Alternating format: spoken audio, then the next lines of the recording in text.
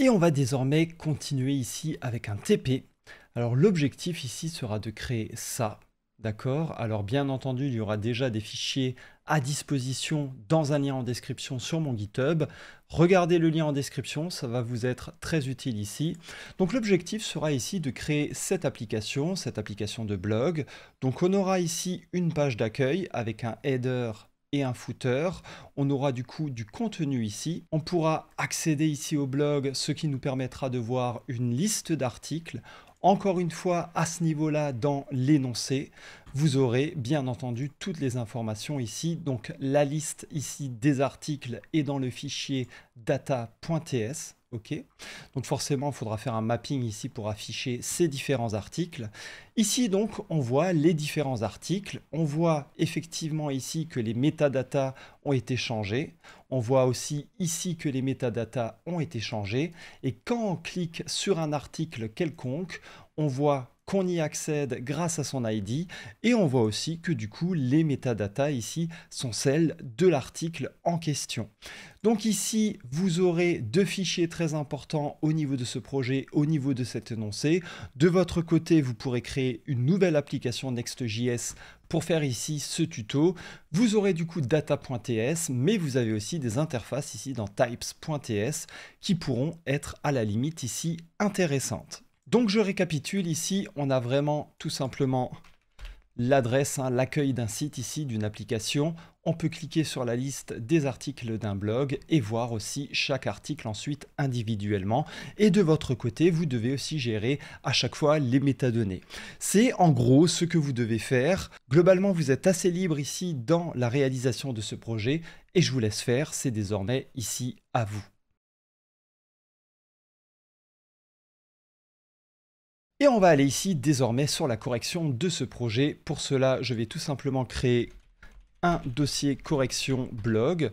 Je vais ouvrir ici ce dossier avec VS Code. Je vais aller dans le terminal et ici, je vais créer une nouvelle application Next directement en faisant ici un npx create-next-app@latest /.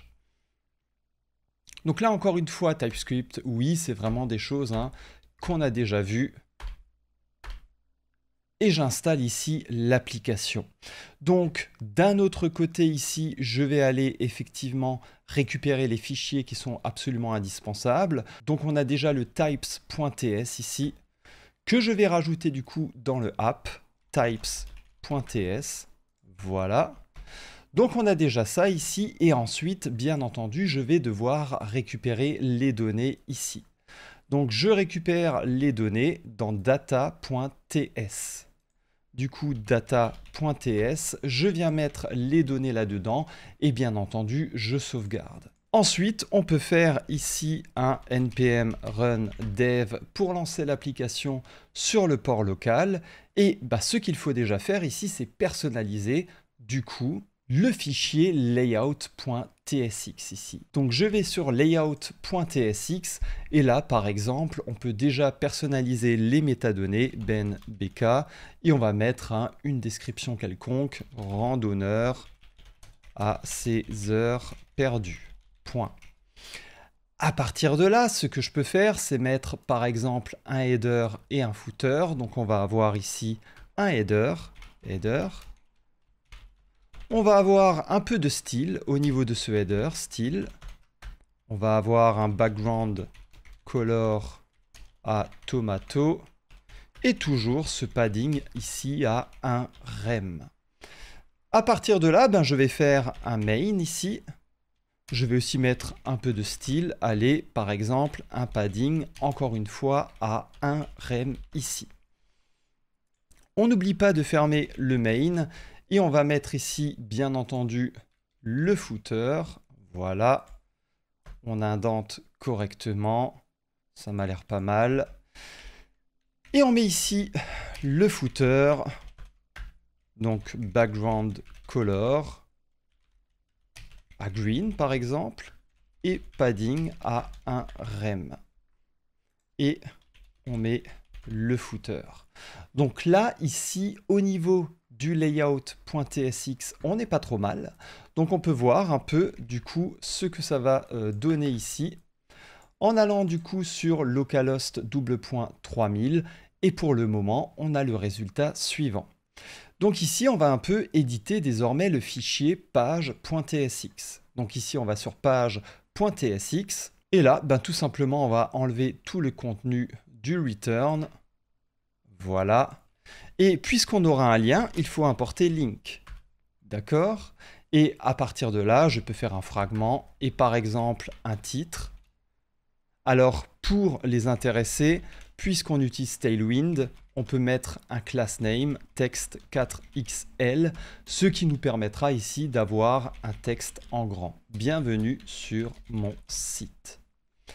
Et ensuite ici, on aura le link href est égal à blog. Donc ici, je vais faire un lien vers blog, accéder au blog. Et là, on peut voir déjà le résultat, donc on a le résultat suivant. Le problème, c'est un peu ici les backgrounds dégradés. Donc ces backgrounds, vous vous en doutez, c'est du CSS. Et ça vient tout simplement ici du fichier globals.css. Et on va juste enlever du coup cette partie sur le body, ce qui nous permettra ici d'avoir le résultat suivant. Donc à partir de là, maintenant, ce qu'il faut qu'on fasse, c'est qu'on crée vraiment la page d'accueil ici du blog qui va venir lister les différents articles. Donc là, je crée une nouvelle route et là-dedans, un page.tsx. Ici, je peux effectivement faire tout simplement un export default function blog page, ok. Et à partir de là, je vais venir ici afficher la liste de mes articles. Alors attention, j'aurai nouveau besoin d'un lien à un moment pour afficher aller sur l'article vraiment en détail. Je vais venir importer forcément les articles aussi, puisque j'en aurai besoin. J'aurai peut-être besoin éventuellement d'un type. Allez, pourquoi pas, import article, ou plutôt d'une interface ici. Et bien entendu, encore une fois ici, j'aurai besoin de metadata. Pourquoi? Parce que ici, je vais faire un export const metadata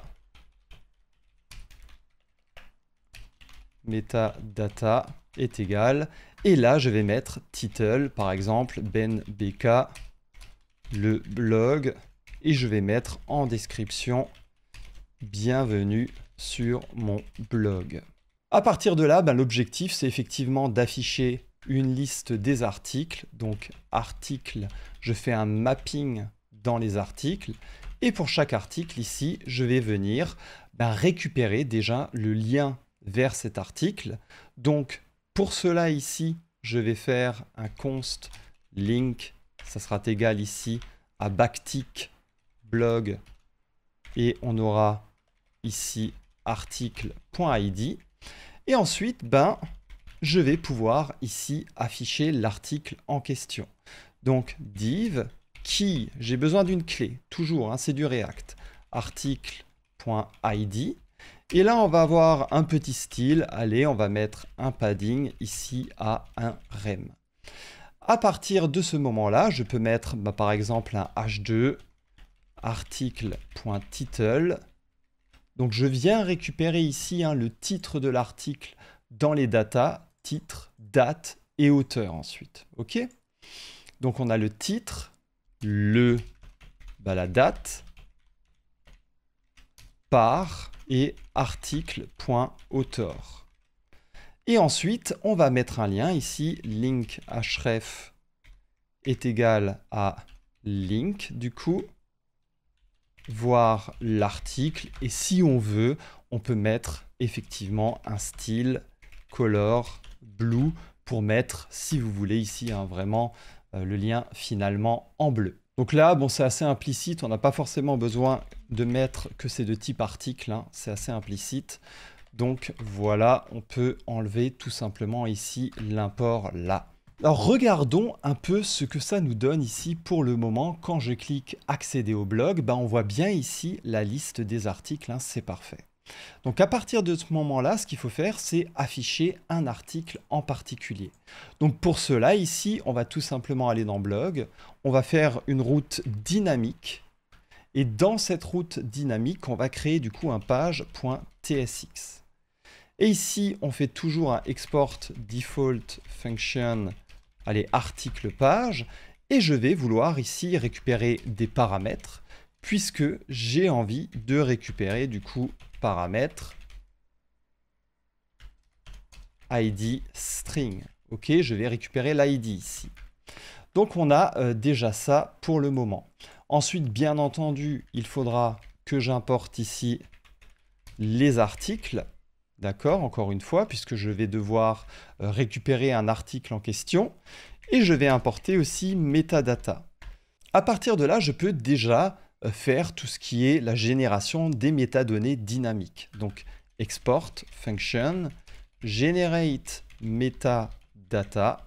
On a du coup les paramètres. Et au niveau des params, ici, on récupère l'id de type string. Et on vient ensuite retourner des métadatas au niveau de cette fonction. Donc ici, ce qu'il faut que je fasse, c'est que je dois récupérer l'article dont l'id est le bon. Donc ici, je peux faire const article et je vais dans les articles et je viens trouver l'élément qui correspond. Donc élément.id doit être égal ici à parse int de params.id. D'accord? Donc ici, je viens récupérer dans les données, ici, l'article dont l'id est le bon, dont l'id ici. Donc là, je viens parcourir individuellement tous les articles. Et à un moment, je vais récupérer ici l'article dont l'id correspond ici à l'id passé en paramètres dans la route, /blog /5 par exemple. Donc là, je fais un return. Et je peux faire title, article. Alors, il est possible qu'il n'y en ait pas. Donc, on peut mettre ici un point d'interrogation éventuellement, point title. Et ensuite, description. Et on a aussi une description pour chaque article ici. Alors, attention, c'est juste une virgule après le title là. Voilà, c'est parfait. À partir de ce moment-là, ce que je peux faire, c'est venir récupérer ce petit bout de code, puisque ici, dans cette fonction, je vais aussi devoir récupérer le bon article pour ensuite l'afficher. Donc, affichage, c'est dans le return. Et là, si effectivement je récupère un article et qu'il n'est pas undefined, alors je vais ici afficher une div, style, padding, un rem, et puis là-dedans, je vais afficher effectivement l'article. Donc je peux reprendre en fait ça, seulement que en dessous, je vais aussi afficher en fait la description de l'article. Voilà. Et là, désormais, on voit qu'on a quelque chose de cohérent. Regardez, on arrive bien à accéder au bon article, en effet, et on a effectivement les métadonnées aussi qui se mettent en place. Maintenant, ce que l'on pourrait faire, c'est par exemple vraiment faire la not found page. Donc ici, il y a un moment, il faudra dire que si l'article est supérieur à data.length, ici à article avec un s.length, alors on lance not found. Donc ici, ce que je peux faire, c'est if parseInt de params.id est supérieur à article.length, alors je vais lancer not found. D'accord? Donc on va voir un peu ce que ça donne ici. Effectivement, si je mets 10, ça devrait fonctionner. Et sinon, on sera sur un not found. Si je mets 11, on a effectivement le not found. Encore une fois, vous pouvez aussi personnaliser le not found. Je ne vais pas le faire ici, mais vous allez créer du coup un not-found. C'est tout à fait pertinent ici. Voilà, c'est tout pour ce petit TP. N'hésitez pas à le faire et à le refaire pour avoir de bonnes bases pour continuer. Si ça vous a plu, n'hésitez pas à liker, commenter et partager. Et ensuite, bien entendu, n'hésitez pas à vous abonner et on se retrouve dans la prochaine vidéo.